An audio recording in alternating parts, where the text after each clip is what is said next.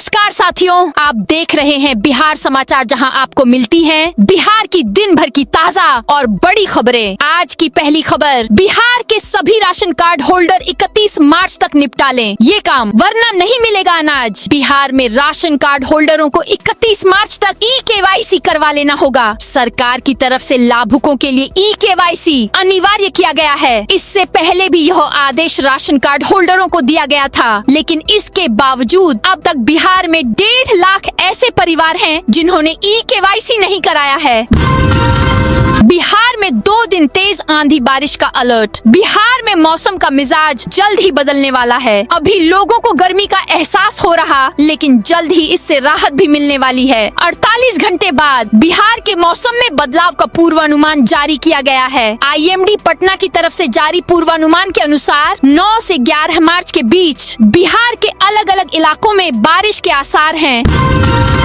नीतीश ने राजभवन में आरिफ मोहम्मद खान से की मुलाकात। बिहार में जारी सियासी उठापटक के बीच नीतीश कुमार राजभवन पहुंचे। करीब 10 मिनट तक उन्होंने आरिफ मोहम्मद खान से मुलाकात की। बताया जा रहा है कि विदाई प्रोटोकॉल के तहत नीतीश कुमार उनसे मिलने पहुंचे थे। इधर उपेंद्र कुशवाहा ने CM हाउस में नीतीश कुमार से मुलाकात की है। इस दौरान उनसे साथ संजय झा भी मौजूद थे। इधर पॉलिटिकल पारी शुरू करने से पहले नीतीश कुमार के बेटे निशांत कुमार एक्टिव हो गए हैं। शुक्रवार को उन्होंने जदयू के राष्ट्रीय कार्यकारी अध्यक्ष संजय झा के आवास पर लगभग 24 विधायकों के साथ बैठक की।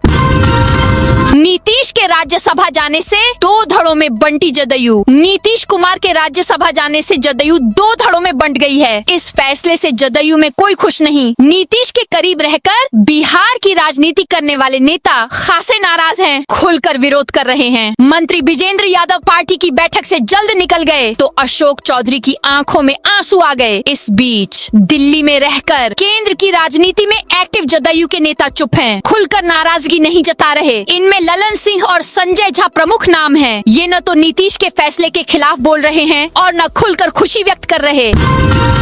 पाकिस्तान में पेट्रोल डीजल 55 रुपए महंगा। पाकिस्तान ने पेट्रोल और डीजल की कीमतों में करीब 20% की बढ़ोतरी की है। पेट्रोल और डीजल की कीमतों में 55 रुपए पाकिस्तानी रुपया प्रति लीटर तक की बढ़ोतरी की गई है। इस बढ़ोतरी के बाद पाकिस्तान में पेट्रोल की कीमत अब 335.86 रुपए प्रति लीटर हो गई है। वहीं डीजल 321.17 रुपए प्रति लीटर के स्तर पर पहुंच गया है।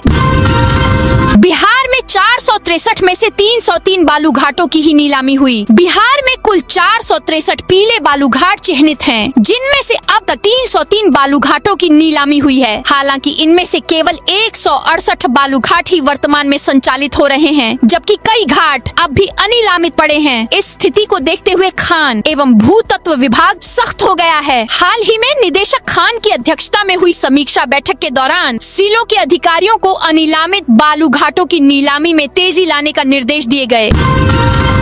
मोतिहारी में BDO के घर निगरानी विभाग की रेड। मोतिहारी में निगरानी विभाग की टीम ने आय से अधिक संपत्ति के मामले में बड़ी कार्रवाई की है। तुरकौलिया प्रखंड की शंकर सरैया पंचायत के BDO कृष्णाराम के ठिकानों पर शनिवार सुबह से छापेमारी जारी है। निगरानी विभाग की टीम BDO कृष्णाराम के घर और शहर में राजा बाजार स्थित उनके किराए के मकान पर एक साथ जाँच कर रही है। छापेमारी के दौरान टीम घर में मौजूद दस्तावेज, संपत्ति से जुड़े कागजात और अन्य महत्वपूर्ण रिकॉर्ड खंगाल रही है। शहरों में 12 घंटे और ग्रामीण क्षेत्र में 24 घंटे में बदलेगा खराब ट्रांसफार्मर। गर्मी में निर्बाध बिजली आपूर्ति करने की तैयारी में कंपनी जुट गई है। शहरी क्षेत्र में डिस्ट्रीब्यूशन ट्रांसफार्मर जलने पर 12 घंटे और ग्रामीण क्षेत्र में 24 घंटे के अंदर बदला जाएगा। लाइन में गड़बड़ी आने पर तत्काल दुरुस्त करने की व्यवस्था की गई है। LT लाइन की मरम्मत का जिम्मा कनीय अभियंता, 11 kV लाइन का सहायक अभियंता और 33 kV लाइन का कार्यपालक अभियंता को दिया गया है। कनीय अभियंता की अनुमति के बिना किसी भी स्थिति में शटडाउन नहीं लिया जाएगा। CBI डॉक्टरों से करेगी पूछताछ। नीट छात्रा की मौत के मामले में पॉक्सो एक्ट की धारा CBI ने लगा दी है। अब CBI कोर्ट में छात्रा के माँ पिता और सहेली का बयान दर्ज होगा। छात्रा के परिजन के वकील ने CBI को इन तीनों का बयान दर्ज कराने को कहा है। परिजन के वकील ने CBI के II से छात्रा का मोबाइल समेत जाँच किए गए सभी दस्तावेज की मांग की है। सुपौल सुपौल में सिलेंडर नहीं मिलने से 32,000 उपभोक्ता परेशान। सुपौल जिले के राघोपुर प्रखंड में पिछले करीब 4 दिनों से घरेलू गैस सिलेंडर की भारी किल्लत बनी हुई है। इससे लगभग 32,000 उपभोक्ता प्रभावित हैं और हजारों परिवारों के घरों में खाना बनाना मुश्किल हो गया है। गैस आपूर्ति बाधित होने के कारण लोगों की दैनिक दिनचर्या प्रभावित हुई है। कई परिवारों को खाना बनाने के लिए लकड़ी के चूल्हे या अन्य पारंपरिक साधनों का सहारा लेना पड़ रहा है। इस समस्या से महिलाएं और बुजुर्ग विशेष रूप से परेशान हैं, क्योंकि उन्हें अधिक समय और श्रम लगाना पड़ रहा है। पटना में लगे निशांत कुमार के स्वागत में पोस्टर। मुख्यमंत्री नीतीश कुमार के बेटे निशांत कुमार राजनीति में सक्रिय होने वाले हैं। इस बीच जदयू कार्यकर्ताओं में जबरदस्त उत्साह देखा जा रहा है। राजधानी पटना में पार्टी कार्यालय के बाहर और आसपास बड़ी संख्या में पोस्टर लगाए गए हैं, जिनमें निशांत कुमार का स्वागत और अभिनंदन किया जा रहा है। जदयू कार्यालय का पूरा परिसर पोस्टरों से पटा हुआ नजर आ रहा है। बिहार शरीफ नवादा में गंगाजल आपूर्ति पर संशय। बिहार की बदलती राजनीतिक परिस्थितियों और सत्ता के गलियारों में मची उठापटक का सीधा असर अब आम जनता की बुनियादी सुविधाओं से जुड़ी बड़ी योजनाओं पर पड़ने लगा है। मुख्यमंत्री नीतीश कुमार के ड्रीम प्रोजेक्ट माने जाने वाले राजगृह गंगाजल आपूर्ति योजना के दूसरे चरण पर ग्रहण लगता दिखाई दे रहा है।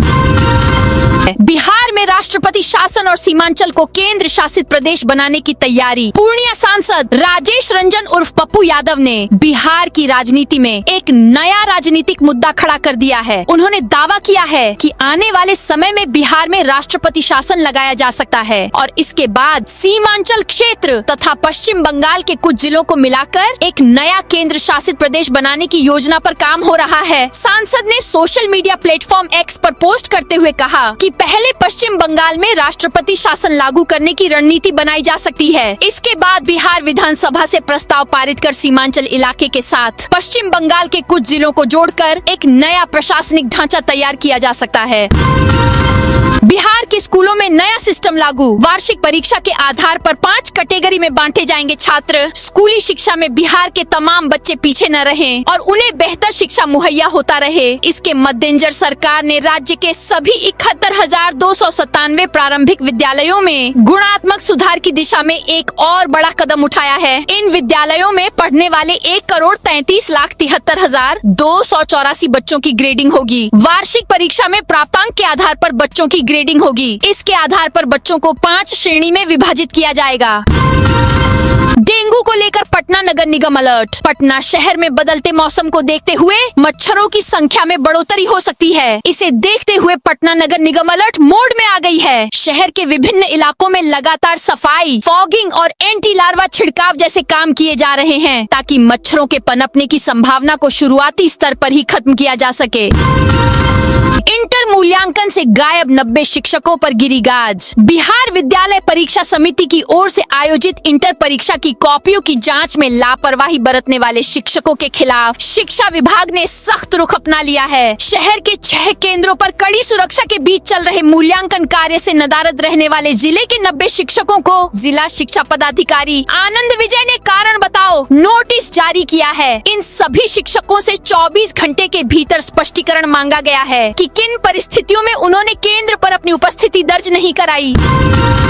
नीतीश कुमार की कुंडली में उपराष्ट्रपति बनने का संयोग। बिहार के मुख्यमंत्री नीतीश कुमार ने राज्यसभा कैंडिडेट के लिए अपना नॉमिनेशन दाखिल किया है। अब वह बिहार की राजनीति छोड़ दिल्ली कूच करेंगे। उनकी कुंडली में राहु शुक्र के साथ बुध की दशा चलने के कारण उन्होंने यह फैसला लिया है। नीतीश कुमार के ग्रह नक्षत्र के अनुसार उनकी कुंडली में उपराष्ट्रपति बनने के संयोग है। साल 2027 से 28 उनके लिए उतार चढ़ाव भरा रहेगा। इसके बाद साल 2029 में उन्हें बड़ा पद मिलेगा। उनके प्रतिष्ठा में वृद्धि के आसार दिख रहे हैं। कुंडली में सूर्य विराजमान होने के कारण ही उनका स्थान भी परिवर्तन होने वाला है। बिजली के इंफ्रास्ट्रक्चर पर 5 साल में 78,000 करोड़ रुपए खर्च होंगे। राज्य में इंफ्रास्ट्रक्चर को दुरुस्त करने पर बिजली कंपनी 78,000 करोड़ खर्च करेगी। ऊर्जा सचिव मनोज कुमार सिन्हा ने कहा कि वित्तीय वर्ष 2026 से 2031 के बीच बिजली उत्पादन, ट्रांसमिशन और वितरण में 78,000 करोड़ से अधिक के निवेश की योजना बनाई गई है। अकासा की दरभंगा से बेंगलुरु की सीधी फ्लाइट 5 अप्रैल से दरभंगा और मिथिलांचल के लोगों के के लिए खुशखबरी है। 5 अप्रैल से आकाशा एयर की फ्लाइट दरभंगा से बेंगलुरु के लिए ऑन एन ऑपरेट करेगी। 180 सीटर वाला यह विमान सप्ताह में 7 दिन आएगा और जाएगा। दरभंगा से बेंगलुरु के लिए यह पहली डायरेक्ट फ्लाइट होगी। बिहार के राजस्व कर्मचारियों को वार्निंग, सोशल मीडिया पर किया ये काम तो नप जाएंगे। राजस्व एवं भूमि सुधार विभाग एक बार फिर सरकारी सेवकों के खिलाफ सख्त हो गया है। इसके साथ ही सोशल मीडिया पर सरकार की नीतियों के खिलाफ टिप्पणी करने वाले राजस्व प्रशासन से जुड़े अधिकारियों और कर्मचारियों को लेकर सख्त रुख अपनाया है। विभाग के प्रधान सचिव CK अनिल ने इस संबंध में सभी अंचल अधिकारियों को लेटर भेजा है। गया में शिक्षा को नई उड़ान, जिले के 28 स्कूल बने। PM श्री विद्यालय गया जी जिले की शिक्षा व्यवस्था को सुदृढ़ बनाने की दिशा में बड़ा कदम उठाया गया है। गया जिले के 28 माध्यमिक और उच्च माध्यमिक विद्यालयों का चयन प्रधानमंत्री school for rising India PM Shri योजना के तहत किया गया है। इन विद्यालयों में शैक्षणिक गतिविधियों को बेहतर ढंग से संचालित करने के लिए विद्यालय प्रबंधन समिति का गठन किया जा रहा है। अब तक 19 विद्यालयों में समिति गठन के बाद बैंक खाते भी खोल दिए गए हैं। शेष विद्यालयों को भी जल्द खाता खोलने का निर्देश दिया गया है ताकि योजना के तहत मिलने वाली सुविधाओं का लाभ समय पर मिल सके। कैमूर में आपदा पीड़ितों को मिली 3 करोड़ 32 लाख की राहत। कैमूर में 6 मार्च 2026 को जिला पदाधिकारी की अध्यक्षता में हुई आपदा प्रबंधन समीक्षा बैठक में विभिन्न आपदाओं से प्रभावित परिवारों को राहत राशि वितरण की विस्तृत समीक्षा की गई। वर्ष 2025 में डूबने, वज्रपात, लू, अगलगी और दीवार गिरने जैसी घटनाओं से हुई जनहानि के मामलों में कुल 3 करोड़ 32 लाख रुपए का अनुग्रह अनुदान वितरित किया जा चुका है। राज्यसभा चुनाव में हॉर्स ट्रेडिंग की पूरी संभावना। राज्यसभा चुनाव में राजद के अरबपति उम्मीदवार अमरेंद्रधारी सिंह से मुकाबले के लिए रालोमो अध्यक्ष उपेंद्र कुशवाहा ने अपने प्रदेश अध्यक्ष आलोक कुमार को आगे कर दिया है। बालू कारोबारी रहे विधायक आलोक कुमार वर्ष 2024 जनवरी में राज्य की सरकार बनाने के लिए राजद के 2 विधायकों को NDA के पाले में लाकर अपनी ताकत का एहसास करा चुके हैं। सिडनी में गूंजेगी बिहारी अस्मिता की गूंज। आगामी 22 मार्च को ऑस्ट्रेलिया के सिडनी स्थित भारतीय वाणिज्यिक दूतावास में अंतर्राष्ट्रीय बिहार दिवस का भव्य आयोजन किया जाएगा। पूर्वी इंटरनेशनल एवं बिहार झारखंड कम्युनिटी ऑस्ट्रेलिया के तत्वावधान में आयोजित इस समारोह में नालंदा के लाल और देश के चर्चित युवा कवि संजीव मुकेश को बतौर मुख्य अतिथि आमंत्रित किया गया है। कॉन्सुलेट जनरल डॉक्टर S जान कीरमण की गरिमामयी उपस्थिति में होने वाले इस उत्सव में संजीव मुकेश को उनके विशिष्ट साहित्यिक व सांस्कृतिक योगदान के लिए विशेष रूप से सम्मानित भी किया जाएगा।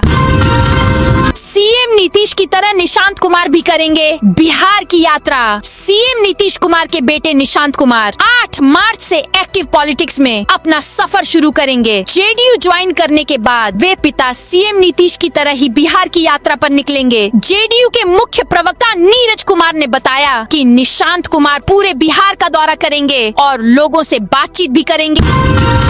राजेंद्र सेतु के समानांतर डबल ट्रैक पुल तैयार। मोकामा में गंगा नदी पर राजेंद्र सेतु के समानांतर बन रहे रेल पुल पर मई से ट्रेनें चलने की संभावना है। 1.86 किलोमीटर लंबे डबल ट्रैक रेल पुल का निर्माण पूरा हो गया है। इसके दोनों हिस्सों को मोकामा बरौनी रेलखंड से जोड़ने के लिए पटरी बिछाने का कार्य चल रहा है। अप्रैल तक पुल तैयार हो जाएगा। इसके बाद विद्युतीकरण पूरा कर CRS निरीक्षण के बाद मई में ही ट्रेन परिचालन शुरू होने की संभावना है। इस पुल के चालू होने से उत्तर और दक्षिण बिहार के बीच रेल संपर्क में मजबूती आएगी।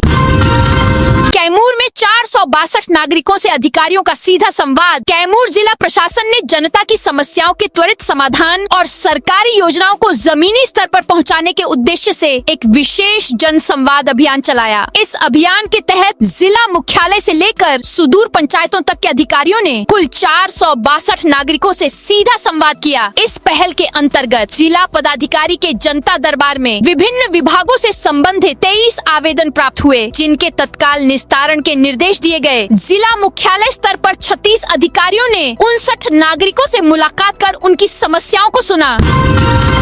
पटना के मुसल्लाहपुर कृषि बाजार का 68.41 करोड़ से कायाकल्प। राजधानी पटना के मुसल्लाहपुर कृषि उत्पादन बाजार प्रांगण का स्वरूप जल्द ही पूरी तरह बदलने वाला है। इसके आधुनिकीकरण और जीर्णोद्धार का काम तेजी से चल रहा है। कार्य पूरा होने के बाद यहाँ किसानों और व्यापारियों को आधुनिक सुविधाएं मिलेंगी। बढ़ेंगी तथा फल सब्जी कारोबार को भी नया प्लेटफॉर्म मिलेगा। शुक्रवार को कृषि मंत्री रामकृपाल यादव ने बाजार प्रांगण का निरीक्षण करते हुए निर्माण कार्यों की प्रगति की समीक्षा की। उन्होंने अधिकारियों को निर्देश दिया कि कार्य को तेज गति से आगे बढ़ाते हुए तय समय सीमा के भीतर पूरा किया जाए।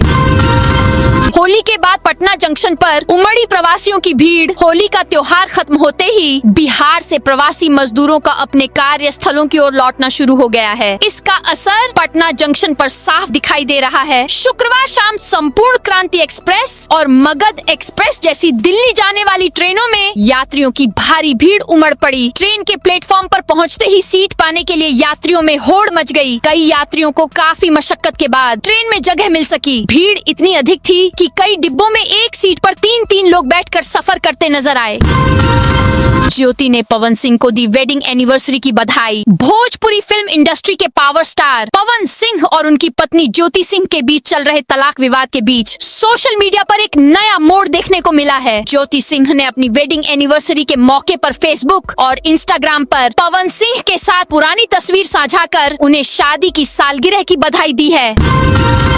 कक्षा 9वीं की वार्षिक परीक्षा 18 मार्च से। बिहार विद्यालय परीक्षा समिति ने कक्षा 9वीं की वार्षिक परीक्षा मार्च 2026 के आयोजन का कार्यक्रम जारी कर दिया है। परीक्षा 18 मार्च से 23 मार्च 2026 तक राज्य के सभी मान्यता प्राप्त विद्यालयों में आयोजित की जाएगी। इस संबंध में परीक्षा नियंत्रक माध्यमिक द्वारा सभी जिला शिक्षा पदाधिकारियों को आवश्यक निर्देश जारी किए गए हैं। जारी कार्यक्रम के अनुसार 18 मार्च को प्रथम पाली में मातृभाषा हिंदी, बंगला, उर्दू, मैथिली तथा द्वितीय पाली में सामाजिक विज्ञान की परीक्षा होगी।